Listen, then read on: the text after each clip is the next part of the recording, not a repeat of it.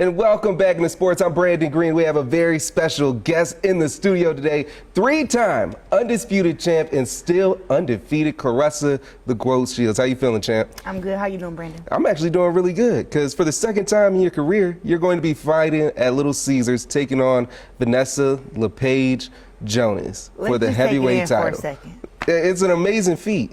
Who gets to say that? Nobody. It's just you. Like, I was the first boxer that Little Caesars had bless the arena, and now I'll be the second boxer who they let bless their arena. 18,000 people. We did 12,000 last time, and this time they know that we're going to have a sellout arena, and I'm fighting at the heavyweight division against Vanessa Jonas. But I mean, she's a heavyweight, and I'm excited to test my skills against her and test my power.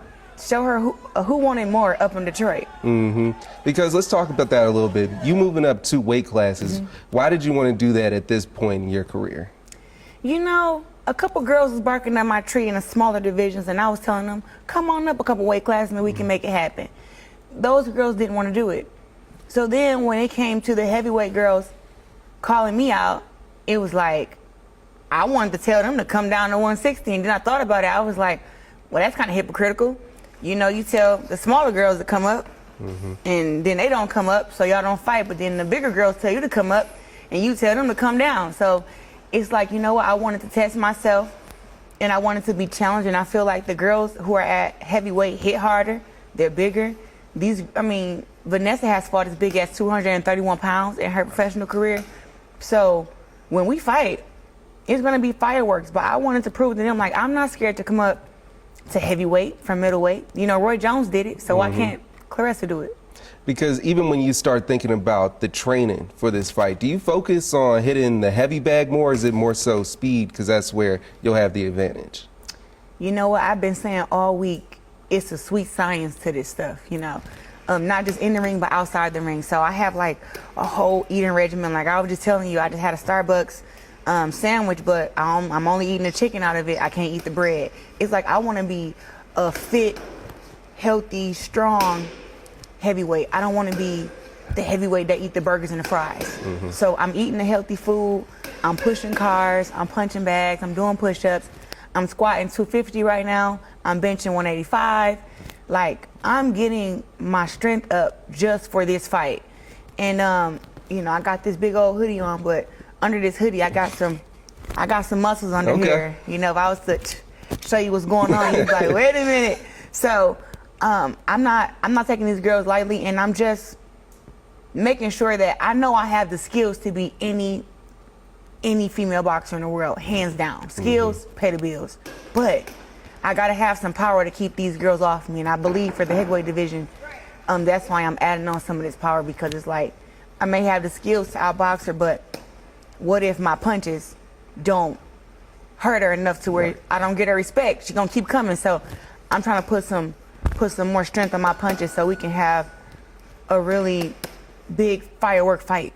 And for you to conquer a 4 weight division, where do you think that would put you when you, not even talking about boxing, but all-time athletes like a Tom Brady or Michael Jordan, even the Williams, do you think that puts you in that type of conversation?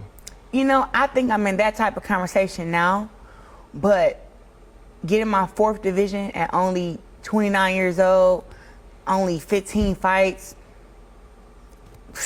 jumping from middleweight to heavyweight, I mean, how can you deny my greatness? Like, when I talk about greatness, it's like it's something that I actually grew up around. I grew up around Flint, Michigan, here, where I would see Mateen Cleaves daily. Me and Monte Morris came up together. Me and Sparkle Taylor came up together. Andre Rison was like the uncle around the corner. You know, he coached our football team. And it's so many greats here in Flint. It's like, that's all I really know how to do is be great. So what I thought was great, you know, to what others consider great, I think I consider it a bit more because I grew up around it 24/7. Wow, that's a great way to put that. Because when you talk about greatness, the way that you came out for your last fight was beyond great, bringing out Cash Doll. So how do you top that, or can you even top that? Cash Doll, my girl, man, and it was one of the best walkouts I've had. Like, I've had some great walkouts, but my last fight at Little Caesars with Cash Doll was like the biggest one.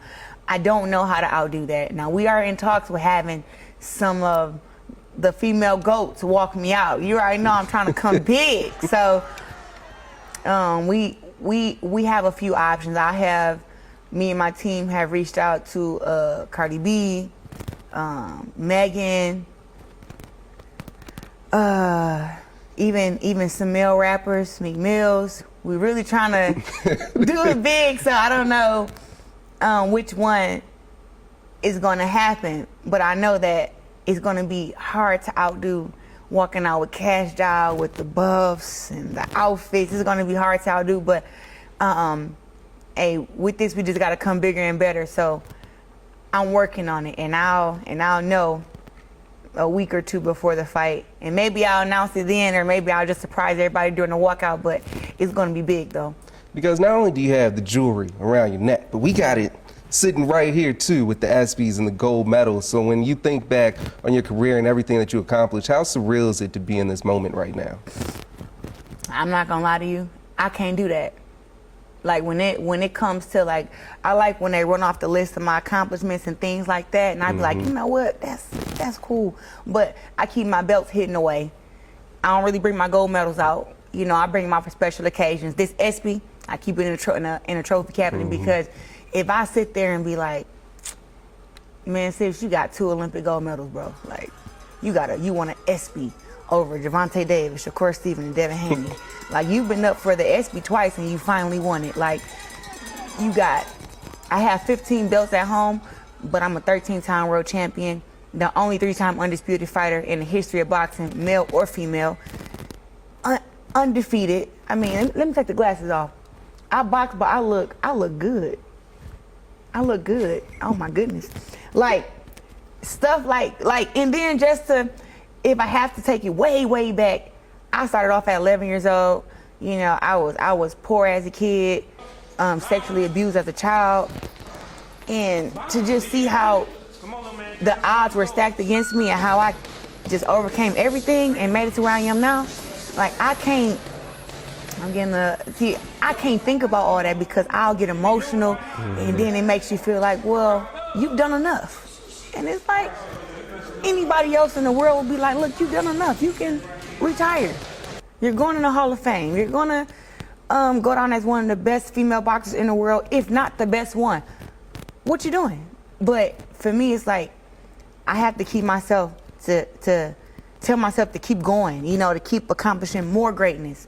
But if I sit there and think about everything like that, and I got a movie coming out about my life in December, it's like, some of this stuff is too surreal to sit there and think about it. Like, it makes you feel like you've done enough. And it's like, for me, I'm still fighting. I want to fight till I'm 38, 40. So it's like, I want to be undefeated. I want to keep winning. I want to keep breaking records. I want to make it to where when I go down in history, I'll be long gone, but they'll still be talking about me. So I don't even let myself dwell on that stuff because it's just too much. It's like almost like it's too much greatness. Like, how much more do you want? And it was like, I fought for $1 million a couple times. I won MMA fights.